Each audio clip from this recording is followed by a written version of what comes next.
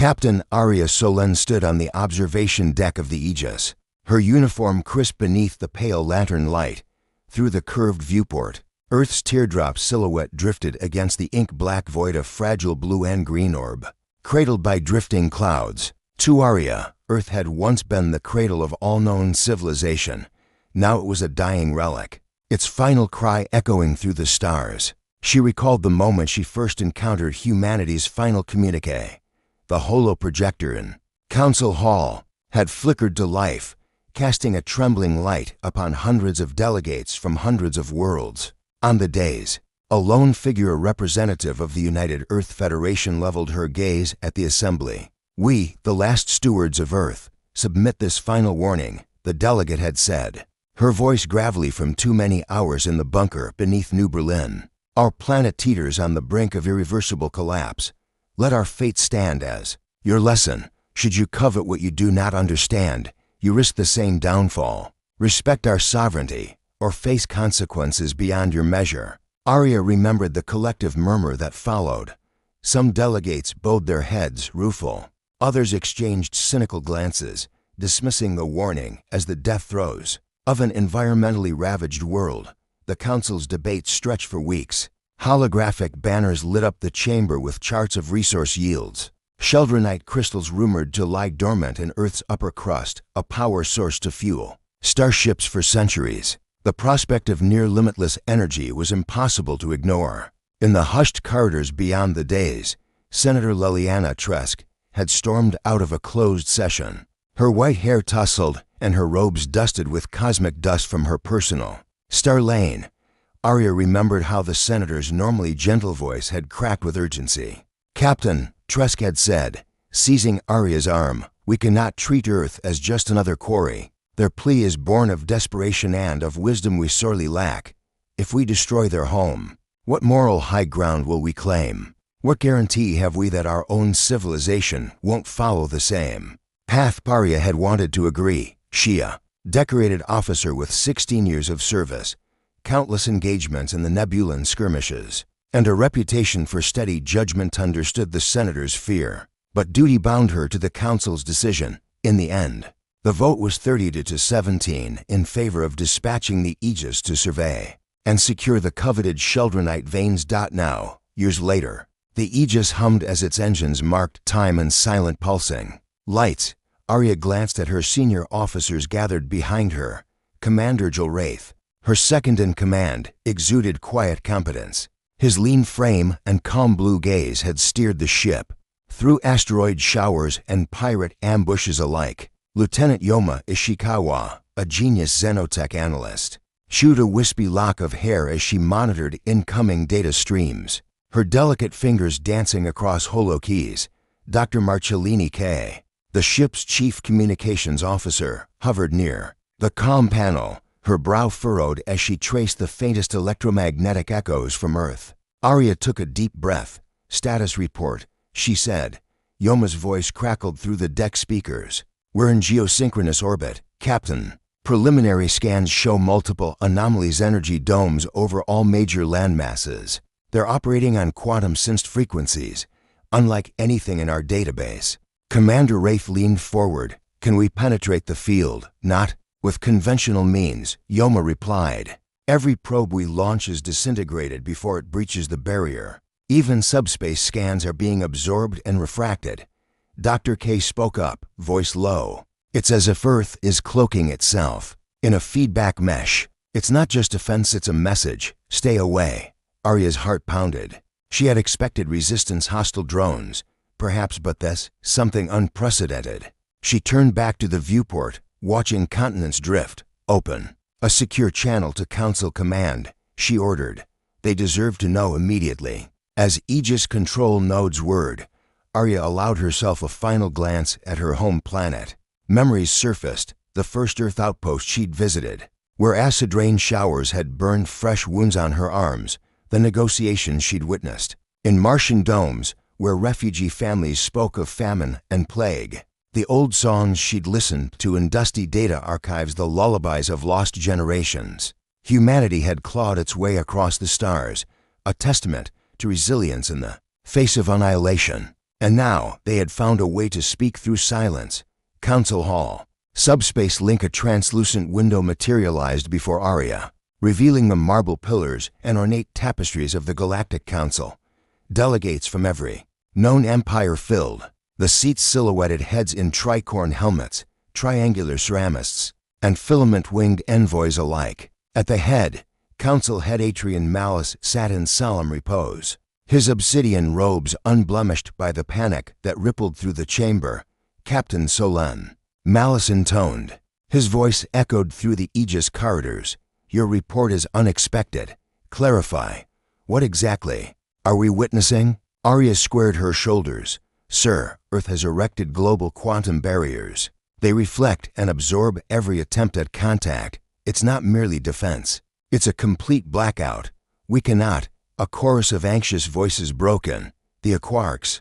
Delegate, his bioluminescent tentacles quivering, rasped, is this magic? Technology beyond our understanding. Malice raised a hand, one question at a time. He turned to Arya. Have hostilities commenced? Are we under attack? No, sir, she replied carefully. But if we proceed as planned to extract Sheldronite, we will trigger a planetary response. The barriers grow stronger with each action. Silence fell. Holo-recorders captured every shift of Malice's expression, every flicker of doubt in the assembly. Finally, Malice spoke softly. Remind me, Captain, of Earth's final communique. Arya closed her eyes against the weight of memory. They said, beware the folly of unheeded warnings. If you encroach upon our home, you invite the same. Self-destructs we cannot escape. A gasp rose. The envoy of the Shire Coalition hissed. They threaten us with apocalypse. Preposterous. Senator Tresk's image appeared next to Malice, her face etched with resolve. It was no idle threat. Earth's environmental collapse pushed them to the brink. Their technology now channels planetary energy to create these domes. I witnessed their tests on Ganymede. A single pulse from their core resonator can cripple a starship's warp matrix. Murmurs turned to apprehension. A young diplomat from the Orion Syndicate bit her lip. If Earth can lock out one of our finest vessels, how many more will fall? Malice's gaze hardened. Council Decree 47.13 will be drafted. Earth and her domain is now off limits. Any incursion will be deemed an act of war. Back on the Aegis, Arya allowed herself a moment of relief tinged with bittersweet guilt. She had served the Council diligently, but she had always believed in reasoned compassion. Now, the edict rang out across the cosmos. Earth, once targeted for extraction, had instead garnered a cosmic shield. Arya powered down the subspace link and faced her crew. The observation deck glowed with the distant shimmer of solar winds. Ladies and gentlemen, she said quietly, we stand witness to something extraordinary. A world that refused to be catalogued, defended its right to exist on its own terms. Let us honor that decision. Set course for the Beta Persei system. Our new assignments await. Commander Wraith bowed his head. Aye, Captain. Lieutenant Yoma pressed a final command, engaging frame shift in 3, 2, 1. The Aegis vanished from Earth's orbit in a ripple of spacetime. In its place remained a single, unyielding globe, enveloped in silent, humming domes, a cosmic monument to the power of a warning heeded too late. And somewhere within those shimmering barriers, the last echoes of humanity's plea drifted outward, a testament to resilience, sovereignty, and the unspoken promise that no empire, no matter how vast, could ever truly possess what refused to be owned. A low hum thrummed through the Aegis hull as the ship settled into geosynchronous orbit. Around Earth, in the command center's dim glow, instrument panels flickered with streams of data energy readings, subspace distortions, and fluctuating gravimetric waves. Captain Arya Solen stood at the aft viewport, arms folded, watching the planet below. The familiar continents were masked by shimmering, prismatic domes that rippled like heat on pavement. Report, Arya said without turning. Lieutenant Yoma Ishikawa's fingers danced over the holoterminal. We're detecting 3 primary dome matrices. One envelops the Eurasian supercontinent, another glows over the Americas, and the third hovers above the Indo-Pacific Islands. Each dome operates at a slightly different quantum resonance, but they're phase-locked to Earth's rotation. Commander Wraith frowned. Quantify phase-locked. Are they synchronized to a central node? Precisely, Yoma replied. All three domes oscillate in perfect harmony, as if linked by a planetary core algorithm. Attempts to isolate or jam one resonate through the others. Dr. Marcellini K. leaned forward in her comms chair, eyes fixed on a separate display. I'm picking up faint echoes of pre-domed data bursts, brief spikes of classical Earth frequencies. Then silence, almost as if someone tried to speak, then pulled the plug. Arya closed her eyes for a moment, recalling the last frantic days before Earth's global blackout. They warned us, she murmured. Yet I don't think any of us understood what that warning truly meant. First contact attempts, let's try a soft probe. Arya turned to Yoma. Launch the microscanner drone. No shields, no weapons, just a sedate sweep to gather more data. Yoma nodded. Within moments, a palm-sized drone drifted toward the nearest dome. Its sensors glowed amber. The deck lights dimmed in anticipation. Seconds later, the Aegis shook, as if struck by a tremor. Alarms wailed. The holographic displays quivered, then stabilized. Drone destroyed, Yoma reported. Disintegrated at particle level. No debris. Wraith swore softly. It's an absolute barrier. Nothing gets through. Not nothing, Dr. K corrected. I'm still seeing those data spikes. Very brief windows, milliseconds when the dome isn't perfectly closed. Arya clasped her hands behind her back. Can we exploit that? Yoma's gaze sharpened. If we cut the drone's data packet into thousandths of a millisecond fragments, we might piggyback a tiny probe. In the gaps, it's risky. It may not survive, but we could get a peek under the hood, do it. Arya decided. Prepare the mini bursts. Route them through subspace to minimize travel time. Into the Brecht crew worked with fevered focus. Engineers rerouted power, calibrating ultra-fast data transmissions. Code savants at Yoma's side rewrote the drone's firmware in real time, embedding micro-coded instructions. Finally, the launch sequence activated. On cue, the drone and its nanoscopic payload phase shifted toward the dome. Data streamed in bursts so rapid that the bridge lights flickered to its rhythm. Arya held her breath. Then the screens went black. Communications cut. Dr. K announced. Incoming data. Fragmentary. A cascade of distorted images and symbols flickered for an instant. City skylines, human forms, mathematical equations, a child's laughter encoded as a frequency shift. And then nothing. Silence draped the bridge. Translate what we got, Arya ordered. Over the next hour, Yoma and Kay worked in tandem, reassembling the broken code like fragments of a shattered mirror. Together with the linguistics team aboard, they pieced together a single message. We remember who we were. We protect who we can become. No signature, no date, no address. But the weight of that sentence settled over the room like a verdict. Earth had awakened, achieved a level of sentience-driven planetary defense previously thought impossible. Echoes of humanity when the Aegis ornithopter shuttles rotated out for a closer approach. Space itself seemed to warp under the domes. Influence, light bent at odd angles, the starry backdrop shimmered. In the shuttle's observation ports, officers whispered of seeing phantom continents mirror world reflections that flickered for heartbeat-length moments. We're seeing temporal echoes, muttered Ensign Torvalis, tracking a hull-mounted chronometer. Short-lived glimpses of Earth's past, lush forests unscarred by development, ancient cities at their zenith before pollution, oceans teeming with life. Wraith's jaw clenched. If they can project history itself, what else might they be doing? Rewriting their own trajectory?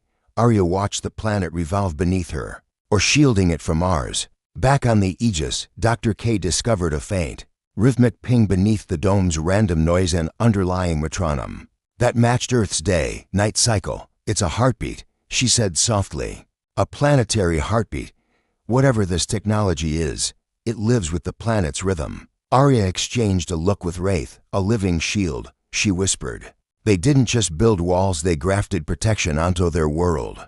Tensions aboard as days passed. The Aegis crew fell into a tense routine of probing, analyzing, and waiting. Rumors swirled. Some officers claimed the domes were fracturing local gravity fields, causing hallucinations. Others felt watched, as if eyes were following them through the bulkheads. In the mess hall, whispered debates turned heated. If Earth can do this, argued Lieutenant Arvin Kaur, Chief of Security, they can take out our entire fleet. We have no choice but to withdraw. Dr. K shot back, withdraw, after all the risk and sacrifice. We still don't understand their motives. Commander Wraith's voice boomed over the din. Discussions beyond policy and protocol end now. We're here to observe, to report, and to learn. I won't have this ship divide itself when a unified front is what we need. But late at night, in the corridors lit only by the planet's pale glow, Arya found herself wondering if a united front was possible. Humanity's final plea had spoken of folly of self-destructs, yet the Aegis crew now stood on the brink of witnessing a civilization rise from its ashes, wielding technology born of its own desperation. A glimmer of hope in the seventh Earth cycle after arrival. The domes pulsed with sudden intensity. Every console aboard the Aegis lit up in unison. On the main view screen, a new pattern emerged, for concentric rings of light, centered on what appeared to be the Sahara Desert, once a cradle of ancient human civilizations. Arya's heart leapt. Focus all sensors on that region. Isolate. The ring's harmonic frequency. Yoma and K worked in tandem, isolating the rings from the general hum. As the frequency lock solidified, the ring's light began to coalesce into shapes, faint outlines of structures, spires, temples. Even the curve of Earth's first space elevator, now long fallen to time. It's a summoning, Dr. K breathed. Or an invitation. Commander Wraith exchanged a glance with Arya. Can we respond? Arya's eyes shone. We owe them that much. Routing the Aegis subspace transmitter through the dome's resonant gap, Arya delivered a simple message. Earth, this is Captain Arya Solen of the starship Aegis. We honor your sovereignty and seek understanding. Please, allow us to listen. For a heartbeat, nothing happened. Then, the rings on screen brightened. Shifting from pale gold to pure white, a single crystalline tone filled the bridge clear, melodious, and profoundly human. It was a song, an ancient lullaby sung in a long-forgotten tongue, reborn through quantum membranes. Tears glistened in Arya's eyes as the bridge fell silent to listen. In that moment, the chasm of years of fear and of misunderstanding narrowed to a single, timeless truth. Communication, when born of respect, could bridge worlds, and somewhere, beneath the gleaming domes, Earth answered. The sky-black expanse of subspace tremored with anxious energy as delegates of the Galactic Council convened in emergency session. In the vaulted chamber of stars, where once triumphant emissaries toasted new trade accords, the air now hummed with dread. Atrian Malice, council head for the past 3 decades, presided over the frenzied assembly from his obsidian days. His normally unflappable visage betrayed the slightest crease of concern. Report, Malice commanded, voice echoing against the marble pillars. Aegis live feed flickered to life on the holoscreen. Captain Arya Solen stood in the ship's command center, the domed silhouette of Earth behind her. She spoke crisply, but her eyes held an unspoken urgency. Council head Malice, delegates, Earth's planetary shield has rendered all efforts at contact impossible. Our probes, drones, and subspace pings are neutralized. Any further incursion risks provoking a response we cannot withstand. A hush fell. Malice exchanged a look with Senator Liliana Tresk, whose pale robes contrasted starkly with her determined gaze. Tresk rose, ancient Earth pin clasped to her chest. Esteemed colleagues, she began, voice calm but firm, we stand at a crossroads. We can press forward, driven by the promise of Sheldronite's energy bounty and risk all of our fleets. Or we can acknowledge that Earth's warning was no parable, but a promise. Violate it, and you invite destruction. A ripple of protest swept through the chamber. The Quark's delegates' bioluminescent tendrils quivered in agitation. We've faced planetary shields before, he croaked. The Trillian expanse used similar defenses, yet we adapted and breached them. Tresk shook her white gold hair. Trillia's shields were localized, reactive. Earth's is seed to star living, adaptive system tuned to its entire biosphere. Our finest engineers cannot reverse engineer it, let alone disable it without catastrophic fallout. The Orion delegate, slender and silver-eyed, tapped her fingers on the armrest.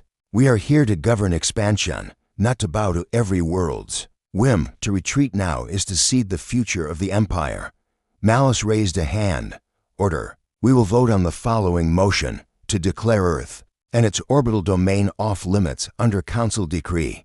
Drafting the edict behind closed doors. A cadre of legal scribes and archivists fashioned the decree's language in the hushed sanctum of the Council's library. Vellum scrolls bearing ancient treaties lay beside quantum data tablets. Senator Tresk watched over their shoulders, ensuring the wording was unassailable.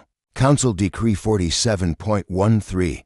Earth and its natural and artificial orbital environs shall remain inviolate. No vessel, probe, nor subspace transmission shall enter or surveil this domain without explicit consent of the United Earth Federation. Any breach of this decree constitutes a hostile act against all signatories to the Galactic Council. The final draft echoed with more than legal force. It carried the weight of a warning once ignored. Malice affixed his seal, and the decree was instantly encoded for galaxy-wide broadcast, the vote with a single subspace signal. The decree reached the Chamber of Stars. Delegates voted in rapid succession. Holographic tally bubbles blossomed in the air. In favor, 46 opposed, 11 abstentions. For the gavel fell, Malice intoned, by majority of this assembly. Council Decree 47.13 is hereby enacted. The seal of the Galactic Council glowed across the holo map of known space, an unbreachable boundary encircling Earth's orbital radius. Ripples across the galaxy within moments. The decree rippled through every starport and military outpost. In the drab barracks of the Mercury Mining Authority, prospectors halted their excavations. In the gleaming studios of the Celestini Tech Collective, xenobiologists shuttered their datasets. Merchant ships reversed course, and Starliner captains adjusted flight plans to skirt Earth's system by tens of light years. On the bridge of the Aegis, the broadcast arrived as a soft chime. Captain Solen stood at attention, tears of relief mingling with pride. Compose a response. She ordered Dr. K. Thank the Council for their wisdom, and affirm our commitment to peaceful exploration elsewhere. Dr. K inclined her head, fingers already translating the decree into old Earth standard, a gesture Tresk had insisted upon. Message ready, Captain. Arya pressed her palm to her heart. Send it. Aftermath and Council back in the Chamber of Stars. Atrian Malice allowed himself a rare moment of satisfaction. Yet behind his calm, the weight of consequence lingered. The Empire's thirst for expansion had been checked not by warships or blockades, but by a world's sovereign will. Senator Tresk approached him as the chamber emptied. You did well, Head, she said softly. Earth may never send us another plea, but its example will resonate through the ages. Malice sighed, placing a hand on her shoulder. Let us hope the lesson endures longer than our own memories.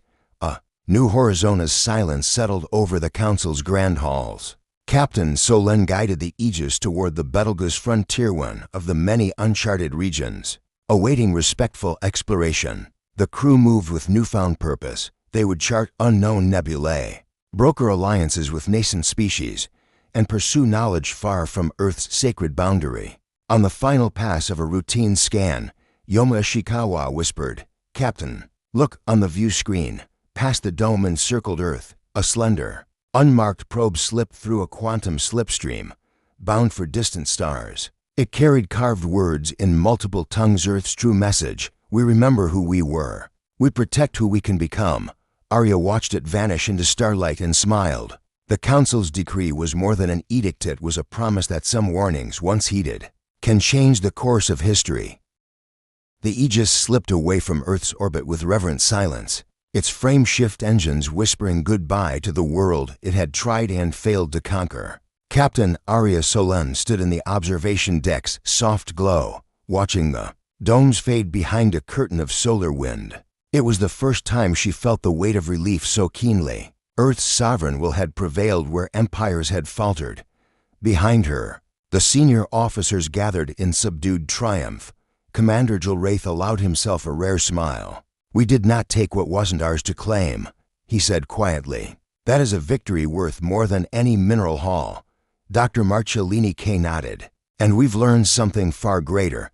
Respect can be the strongest shield. She motioned to the viewing screen, where the domes shimmered one last time. Before vanishing into subspace, they're gone, but their lesson lingers. The weight of sovereignty their weeks later. The Aegis charted a new course for the Beta Persei frontier, a cluster of unregulated star systems, RICH and unclassified anomalies. As the ship cruised among Emerald Nebulae and Cobalt asteroids, Arya convened a council of her officers in the command center. "My friends," she began, voice firm but warm, "we embarked on this mission to secure resources. Instead, we found something unexpected, a civilization's undying determination to preserve its soul. That encounter has reshaped our mandate. From now on, our orders are clear: seek not only discovery, but understanding, not only resources, but relationships." Lieutenant Yoma Ishikawa tapped at the holodeck. "I've updated our mission parameters. New directives emphasize non-invasive survey protocols, first contact courtesy codes, and ecological impact assessments. Data streams projected on the dome-shaped screen, checklists for cultural respect, templates for treaty proposals, guidelines for habitat disturbance minimization." Arvin Kaur, the security chief, frowned thoughtfully. "Our security protocols need revision, too. We can't treat every unknown world as a battlefield." He traced the lines of a revised engagement chart. "We'll incorporate diplomatic shields, rules of engagement that default to peaceful retreat, unless directly threatened." Arya listened as each officer contributed. By the end of the meeting, a new creed had formed, one born of Earth's stand. They would be explorers guided by humility, soldiers trained to protect rather than to dominate, ambassadors sworn to listen before they spoke. Ripples through the fleet. News of Council Decree 47.13 had spread like dawn across the Imperial fleet. Starship captains, miners, and xenobiologists alike received updated orders. The Earth system was now a sacred no-go zone. Some commanders bristled at the restriction, others welcomed the clarity. On the Aegis comm loop, messages trickled in from Admiral Voss of the Orion Armada, intent to comply. Beginning reallocation of survey vessels to the Perseian expanse. May we meet Earth's example with equal honor. From Mining Consortium 1, resource scouts redirected to the Helix Belt. We will allocate 5% of finds to ecological restoration projects on Federation worlds. From the Shire Technomancers, a collaborative research vessel will arrive to study Earth's dome tech solely for defensive applications that protect, not exploit. Each dispatch carried a sense of transformation, a galactic community reshaping its ethics. In the shadow of one planet's warning, a mission reborn 6 months into their new directive, the Aegis arrived at the crystalline world of Thalassa 4, a water-enshrouded globe orbiting a binary star. The planet's indigenous life forms, fractal jellyfish that pulsed with bioluminescence, were under threat from a marauding consortium of deep-sea harvesters. Arya convened her officers on the hydroponics deck, where glowing tanks mirrored the planet's seas. "This is our first real test," she said. "We won't extract a drop of water or a shard of mineral until the Thalassans consent. Instead, we'll help them drive off the poachers and restore their reefs." Commander Wraith nodded. "Security teams will deploy protective beacons and non-lethal deterrence drones. Medical crews and engineers will assist reef restoration." Throughout their weeks on Thalassa IV, the Aegis crew learned to weave diplomacy with action. They shared hydroponics techniques to regrow kelp forests, worked alongside Thalassan reef keepers to dismantle poacher nets, and negotiated with the harvester's captain to secure reparations for the planet's ecosystem. By the time the Aegis lifted off, Thalassa IV's oceans teemed once more with life. The Thalassan High Council sent Arya a gift, a crystalline orb containing microscopic recordings of the jellyfish's mating dances, an invitation to wonder, not conquer. Reflections in starlight. Late at night, Arya often drifted to the observation deck. She would lean against the viewport, tracing constellations that once bore indifferent names now redubbed for worlds she had vowed to honor. She remembered Earth's domes like distant dream echoes, their silent verdict that no empire could purchase the right to a planet's soul. One evening, Dr. K joined her, holding two steaming cups of synthesized tea. They watched a supernova remnant blush across the black canvas of space. They say the universe expands faster every day, Marcellini said softly. Perhaps out of fear, or perhaps out of awe. Arya sipped the tea. I hope it's out of. Hope that as we discover new worlds, we also discover better versions of ourselves. Marcellini smiled. I think Earth taught us that lesson. It wasn't just about drawing a boundary, it was about showing us what we could become. If we chose respect over conquest. Arya nodded. And now it's our turn to write that future. A new dawn. A year after leaving Earth's orbit, the Aegis entered the Betelgeuse frontier. Ahead lay nebulae swirling with nascent stars, derelict outposts ripe for salvage, and uncharted civilizations whispering promises of knowledge. In the command center, Arya raised a final toast. Holopens projected before each crew members. Station to Earth's warning, she said, voice bright, and to our new creed, to explore with humility, to protect with conviction, and to remember that every world has the right to chart its own destiny. Glasses chimed in unity. Commander Wraith saluted. Lieutenant Ishikawa grinned. Even the gruff engineers offered nods of assent as the Aegis surged forward into the light of 1,000 burgeoning suns. Its crew carried with them the echoes of humanity's plea. A single planet had changed the course of a galaxy not through conquest, but through the power of its voice, resonating across the vault of stars. And now, driven by that resonance, the Empire's finest explorers set sail for horizons unknown, determined to honor the living legacy of Earth's sovereign decree.